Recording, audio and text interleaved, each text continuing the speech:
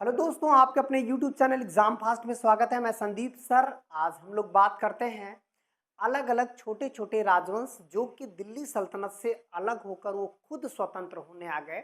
तो हम लोग आज इस सेशन में इसकी चर्चा करेंगे कि दिल्ली सल्तनत जब धीरे धीरे कमजोर होता है तो अलग अलग क्षेत्रों में कुछ छोटे छोटे राजवंश जो है स्वतंत्र हो जाते हैं, जैसे बंगाल हुआ, जौनपुर हुआ। तो ऐसे ही कुछ छोटे। तो आज की सेशन में बहुत छोटी सी वीडियो है, लेकिन आपकी परीक्षाओं के लिए बहुत महत्वपूर्ण है।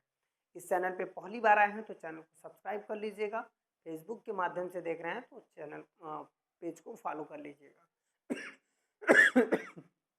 चलिए देखिए, आज के सेशन में यदि देखा जाए तो निम्न में से किसने दिल्ली के सुल्तान बलवन के विरुद्ध विद्रोह किया था और स्वयं को 1789 में बंगाल का स्वतंत्र शासक घोषित कर दिया। इसका मतलब है कि अब यहाँ पर एक दिल्ली सल्तनत के खिलाफ विद्रोह हुआ और स्वयं को इन्होंने इस विद्रोह को अलग करके अपने एक स्वतंत्र शासक घोषित कर दिया। तो ये कौन थे? तुगरिक बेग थे। ठीक है, इन्होंने बंगाल में अपना अलग स्वतंत्र नवाबी शुरू कर दिया था। ठीक है, तो ये देखिए बहुत ही इंपॉर्टेंट क्वेश्चन है, अलग अलग परीक्षाओं में पूछे भी गए हैं। तो चलिए और आगे बढ़ते हैं। यहाँ पर सल्तनत पर सरकी वंश का शासक था, मतलब जो दिल्ली सल्तनत था उस पर सरकी वंश का शासक था। आगरा, दिल्ली, जौनपुर, भरतपुर। तो इसका सही आंसर क्या हो जाएगा? जो सरकी राजवंश हुआ करते थे वो होते थे जौनपुर में। जौनपुर सल्तनत काल में ये भी विद्रोह किया और विद्रोह करके अपने आप को स्वतंत्र घोषित कर दिया।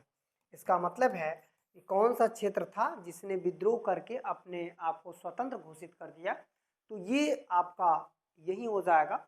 सल्तनत काल में, दिल्ली सल्तनत काल में ये जो है विद्रोह करने के बाद अलग कर दिया है। ठीक है, मतलब अपने आप को सरकी शासकों ने स्वतंत्र कर दिया। जौनपुर काफी लंबे समय तक स्वतंत्र रहा। चलिए और आगे बढ़ते हैं। यहाँ पर देखिएगा, कश्मीर का अकबर नाम से प्रसिद्ध सुल्तान था। मतलब कौन सा सुल्तान जो कश्मीर के अकबर के नाम से प्रसिद्ध था? सुल्तान ससमुद्दीन शाह, सुल्तान कुतुबुद्दीन, सुल्तान सिकंदर, सुल्तान जैनुल आबुद्दीन। तो ये कौन सा सुल्तान था? तो सुल्तान जैनुल आबुद्दीन, जिसे कश्मीर का अकबर कहा जाता है। हालांकि यही एक ऐसा बंदा था जिनने सबसे पहले सर्वप्रथम सती प्रथा पर बैन लगाया था। सर्वप्रथम सती प्रथा पर रोक, सती प्रथा पर रोक। इसका मतलब है भारत का कोई, ऐसे तो सबसे पहले सती प्रथा पर रोक लगाने वाले कौन है? पुर्तगाली हैं, पुर्तगाली हैं। हालांकि फिर बाद में आप देखेंगे कि पुर्तगाली सबसे पहले यहाँ पर सती प्रथा पर बैन लगाए थे, लेकिन उसमें आप देखेंगे कि यदि कोई भारतीय शासक था जिसने सती प्रथा पर पहली बार बैन की मांग की थी, मतलब रोक लगाया था, वो कौन थे? वो थे सुल्तान जैनुल आबुद्दीन। अच्छा, ये कहाँ का शासक थे? ये कश्मीर के शासक थे। इसका मतलब है ये कश्मीर के राजा थे और इन्होंने ही सबसे पहले सती प्रथा पर बैन लगाया था। ठीक है, चलिए अब देखिए, अब यहाँ पर निम्न में से कश्मीर के किस शासक ने जजिया और गौ हत्या को समाप्त किया था? इसका मतलब है कि एक तो जजिया कर भी खत्म किया और दूसरे गौ हत्या पर भी जो है बैन लगा दिया। वो कौन था?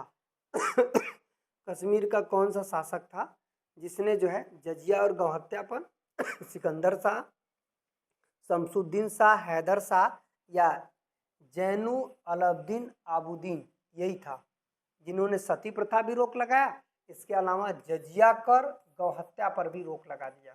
ठीक है, बहुत अच्छा शासक था, इसे कश्मीर का अकबर की संज्ञा दी गई थी।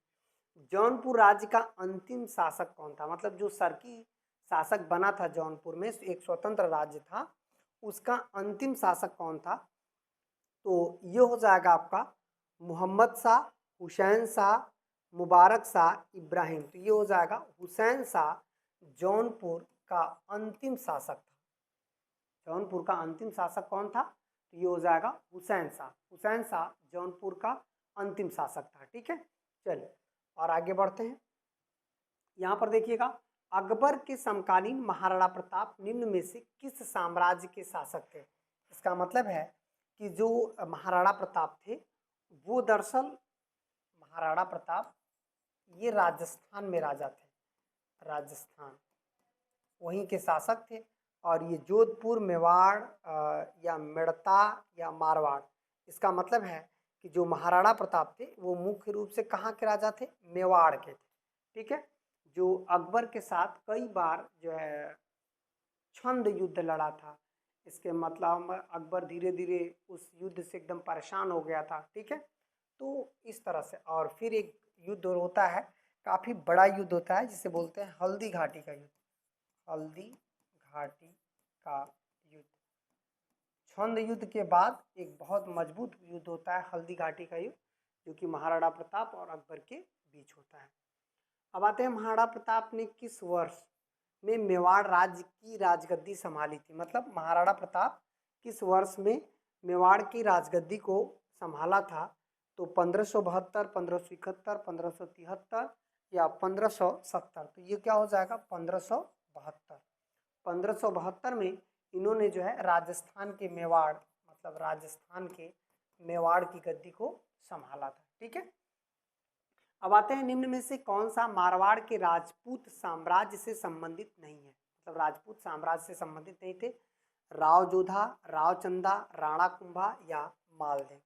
तो इसका सही आंसर क्या हो जाएगा कि राजपूत साम्राज्य से संबंधित नहीं थे। मारवाड़ के राजपूत साम्राज्य से संबंधित नहीं थे, तो इसका हो जाएगा राव जोधा, राव चंदा, ठीक है, और राणा कुंभा, मालदेव। तो ये राणा कुंभा उनसे संबंधित नहीं थे। ठीक है, राजस्थान से। अब आते हैं शेरशाह को अपनी वीरता से प्रभावित करने वाले जैजा और कुप्पा किस स्थान से संबंधित थे? जो जैजा और कुप्पा शेरशाह को अपनी वीरता से प्रभावित करते हैं, और ये आखिर किस जैता और कुप्पा किस स्थान से थे? तो ये हो जाएगा आपका मेवाड़ है, मालवा है। ठीक है, मेवाड़, मालवा, मारवाड़ या बुंदेलखंड। तो ये क्या हो जाएगा? मारवाड़ से थे ये दोनों।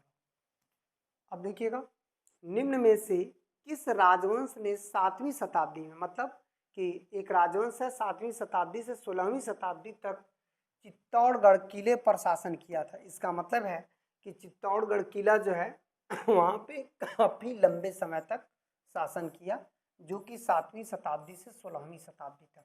ठीक है, तो आपका ये जो है लगभग 900 वर्ष का जो मामला है, 900 वर्ष तक कछवाहा थे, राणा थे, डोगरी थे या सिसोदिया थे।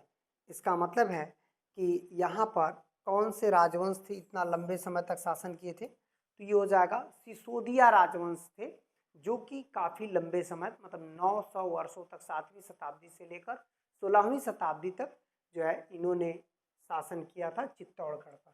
ठीक है, चलिए अब देखिएगा, निम्न में से कौन सा युग्म सुमिलित नहीं है? तो राणा हमीर, ये मेवाड़ के राजा थे। ये देखिएगा, राणा हमीर ये मेवाड़ के राजा थे, मेवाड़ के, ये सही है।